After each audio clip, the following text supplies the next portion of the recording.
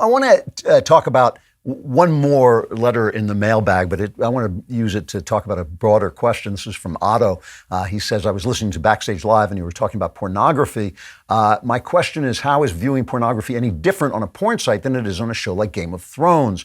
All of you mentioned that you were watching the new show and even mentioned the nudity. Why is this different than viewing naked women through a porn portal? I'm very confused at the lack of any explanation for the distinction between nudity and the arts and the porn industry. Thank you for your time.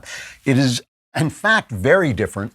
But that doesn't justify it. It doesn't mean it's justified. Okay, that's two different things. It's not porn, but it doesn't justify it. It may have pornographic scenes, but it is not porn, and I'll tell you the difference in a minute. But I want to use this to answer a broader question of, is there art that you simply shouldn't watch? And the quote that is usually hurled at me is from Philippians. It's finally, brothers and sisters, whatever is true, whatever is noble, whatever is right, whatever is pure, whatever is lovely, whatever is admirable, if anything is excellent or praiseworthy, think about such things. And they say, well, then how can you watch ugliness, cruelty, bloodshed, and nudity and sex?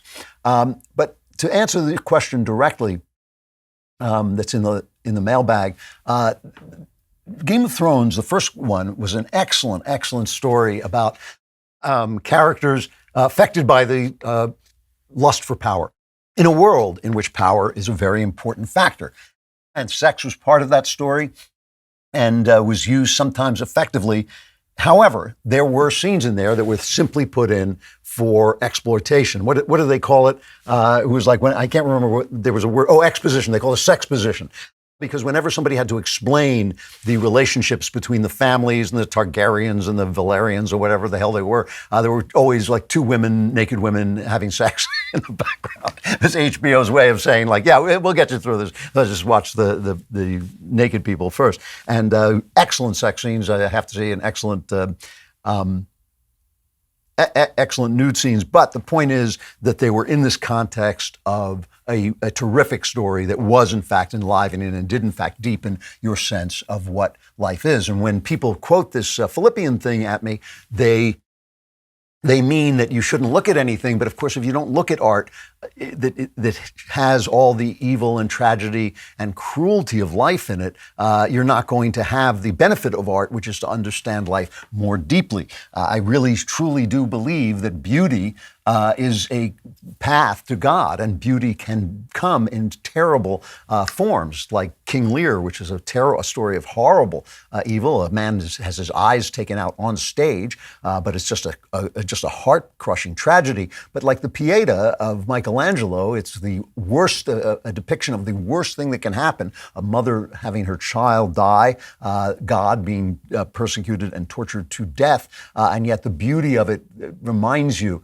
that even in our suffering and even in the worst of life, there is this incredible beauty that connects us to the creator of life. And so that is what art can do. Having said that, right, is there stuff that you shouldn't watch? Well, a while back, I noticed that while I was channel surfing, I may have mentioned this once before, I'm not sure, but while I was channel surfing, I noticed I had a very weird habit, which was that I would think to myself, I wonder if there's a horror movie on. And then I would find a horror movie and I turn it on, and the minute it would start, I'd think, why am I watching this? I hate horror movies. I like ghost stories, I like creepy movies, but I hate slashers and gore and all this stuff. And I would stop watching it, and I thought, that's a really weird mental habit. It must be related to a trauma. And in fact, I think it is related to a trauma. When I was about 10 years old, I saw a horror movie, and it traumatized me for weeks. I wrote about it in one of the Another Kingdom trilogy books. I think it's in A Nightmare Feast, where there's a horror movie that traumatizes someone. And I wasn't writing about me, but I used that incident from my life to inform that. And it has, as I've gotten older, there are things that I will no longer watch. I watched them when I was younger because I'm an artist and I wanted all of art to come through me. I wanted to see everything there was. And I'm glad I did that. If I were young again now and starting out again now, I'd do it again. But now that I've seen them, I don't think I need to see any more. I don't want to watch people tortured. I don't want to watch stories in which the torture is the subject of interest. I want to watch stories in which the beauty and nobility of human life is where the interest comes from. I have frequently told the story of how when I was selling a lot of ghost stories to Hollywood, I was invited in to do what was essentially slasher porn. And the guy pitched me the idea and he said, it's about a woman who's kidnapped and she's tortured. And I said, yeah. And he said, no, that's what it's about. I said to him, I'm sorry, but when a woman is running across screen being chased by a guy with a knife, I'm rooting for the woman. And they threw me out. The holidays are coming. In fact, the holidays are basically here. Many of us, including me, will be traveling to see our families and loved ones soon. You may find yourself away from home more often than not, and that's why the Daily Wire has decided to team up with Ring. With Ring security products, you can rest easy knowing that your home and family are safe when you are not there. The Ring doorbell notifies you when guests or packages arrive. Ring's indoor cameras let you keep an eye on kids and pets while you're away. Ring alarm will alert you of any motion detection while the house is empty. Plus, if you add smart lighting around your home, you can turn lights on or off while you're away. Ring's home security products don't just help keep your home and family safe, they make perfect gifts for everyone on your list. Head to ring.com/collections/offers to find out how you can live a little more stress-free this season with a Ring product that's right for you. That's ring.com/collections/offers. So I think the point of the point of a work of art, the motivation of the work of art, the energy of the work of art is what determines whether in fact it is a work of art. And when you watch something like the horror film Hostel, which is basically a film that shows you naked women and then rips them to shreds and rips people to shreds, what they're essentially saying is this is the thrill. This is the heart of the thrill. And Hollywood makes this mistake all the time. They make a film like The Matrix, which is a really good and interesting film, and then it's so successful, they think, well, why was it so successful? It was slow motion action scenes. And then they make just two pieces of garbage to follow on because it's all slow motion action. They thought that's what people were coming to see instead of the great idea of the movie, the depth of that idea and the interest of that idea. And so I do think that there are shows that you shouldn't watch. I think that there are shows that are demonic in purpose, if I can put it that way, shows that seek to excite you and titillate you through the torture of your fellow human beings, through the abuse of your fellow human beings. I think there were scenes in Game of Thrones that qualified for that, that I thought the overall work was worth watching, but I think that there were scenes that were just, two fat executives in a room going, yeah, put in some naked women in there, and that was the motivation of those scenes, and I think that is a degrading experience. Why should you degrade yourself? So yeah, just by being art, this idea of art for art's sake, I'm totally against it. Art is there to communicate with the inner meaning of life. It's there to bring you through beauty into communication with the inner meaning of life. The point of art is that beauty is everywhere. It is even in the empty streets with the litter blowing over them. It is even in the death of someone you love. It is even in the suffering of someone you love. And so that's a very hard thing to learn. And you don't want to learn it through life. You want to learn it through art because you hope to get through life without seeing any of those things, although nobody does.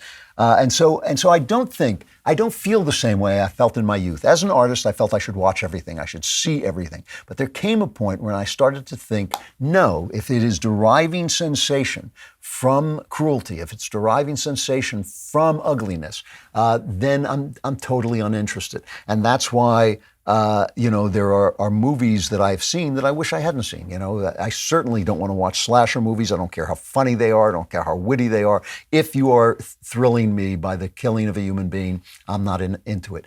If you have an action sequence in which that killing is part of the action, but basically it's the excitement or the skill of the good guy or whatever. There's something more to it. I'm perfectly happy to go along. But I really do think that there came a point when certain branches of the arts became pornography. To go back to Otto's question, they became pornography by using the what should have been the